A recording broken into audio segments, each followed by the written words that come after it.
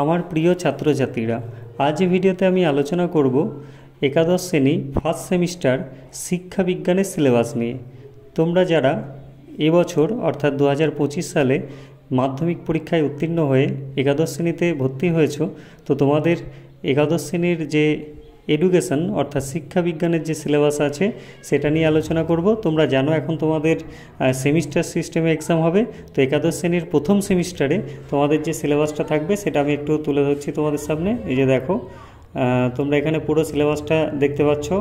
প্রথম যে অধ্যায়টা আছে শিক্ষার অর্থ, তারপর শিক্ষার লক্ষ্য, শিক্ষার উপাদান, শিক্ষার বিভিন্ন রূপ, শিক্ষার সংস্থাসমূহ, পথ নির্দেশকারী শিক্ষা সংস্থাসমূহ, শিক্ষাগত দর্শনের অর্থ, ভারতীয় দর্শন সম্প্রদায়, পাশ্চাত্য দর্শন সম্প্রদায়, শিক্ষাশ্রয়ী সমাজবিজ্ঞানের অর্থ, আর সামাজিক সংগঠন ও সামাজিক কাঠামো, আর সংস্কৃতি এবং শিক্ষা।